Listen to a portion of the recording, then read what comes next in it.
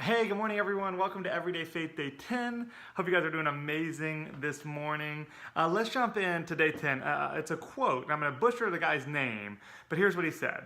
People find meaning and redemption in the most unusual human connections. Khalid Hosseini. People find meaning and redemption in the most unusual human connections.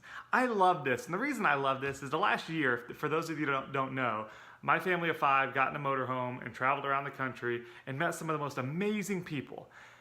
But what was most amazing is people I would have never crossed paths with, people I would not have run into. I'm reminded of a gentleman by the name of Mr. Mark, a rough-looking dude. He's had a long life. He's been through a lot. He was in the war.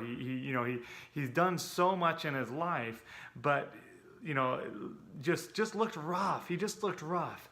And I remember when my kids first met him, I was kind of worried about the way they'd react to him because, again, it's not someone I would have, normally walked up to and introduced my kids to. He just looked rough, and it's hard to even describe him. My kids took to this man like no one they've ever had in their life. They loved Mr. Mark. They wanted to go visit Mr. Mark in his RV. They always wanted to be around Mr. Mark. Created this incredible bond, and I got to know Mr. Mark. I got to hear his story. I got to learn what he'd been through. And man, what an incredible connection I have with this gentleman. I always have with this gentleman. He still sends my kids candy. He calls himself the Texas Tooth Fairy because he's from Texas, and he sends my kids candy when they lose a tooth. Mr. Mark was an incredible human being that I would have never crossed paths with had I not pursued connection. It would have been easy to just ignore people. It would have just been easy to stay in our RV and not have to connect with people. We had coffee and donuts with Mr. Mark every Wednesday morning. We're still connected with him to this day.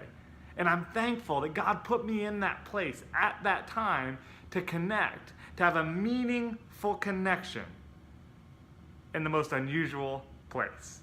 So guys, who are those people in your life? Who are those people that, man, maybe you just need to learn their story. Maybe you just need to connect with them and talk to them and ask them questions. It's amazing. The biggest learning experience of our entire journey in the RV was that people are good. People are so good. People are so good. But go ask them their story. Go learn about them. Go talk to them. Go connect with them. Go connect with someone today, guys. I'll talk to you guys tomorrow. Be blessed. Bye-bye.